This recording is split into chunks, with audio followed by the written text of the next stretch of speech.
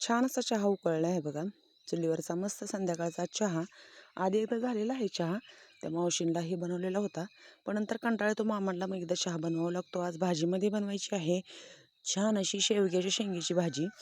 बाजूच्या रानातून शेंगा आणल्या होत्या भरपूर साऱ्या. ह्याच्यातल्या पण ठेवल्यात मी वरणामध्ये घालायला. वरण बनवायचं छान शेवग्याच्या शेंगेचं. त्या मावशींला पण दिल्या. दोघींना शेंगा अशा एवढ्या भरपूर होत्या. म्हणलं काय सुकून जातात, मग नको म्हणलं ठेवायला. इकडे छान तयारी करून दिली मला आत्याने.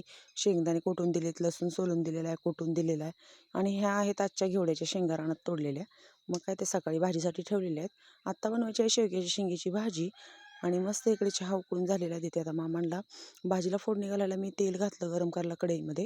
जिरे, मोहरी, कढीपत्ता, लसूण आणि टॅमॅटो छान असं तळून घेतलं. थोडं मीठ घालायचं म्हणजे लगेच टॅमॅटो तळतं.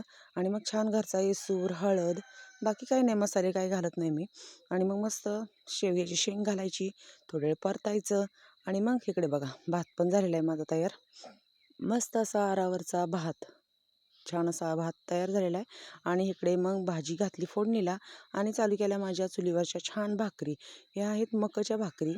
हे बघा, सुरुवात केली भाकरीला मी. इकडे भाकरी झालेल्या आहेत, तिकडे आत्या शेंगा फोडतायत. मका काल छान अशी दळून आणली होती. बरेच दिवस झाला मका दळलेली नव्हती. मग म्हटलं चला बनवूयात मकाच्या भाकरी. तर आज आमची सोना घरी आहे. ससेभाऊ गेलेत, सोना घरी आहे. एवढ्याच्या तिकडे पिशव्या खूप साऱ्या भरून ठेवल्यात. आता पहाटे गाडी जाणार आहे.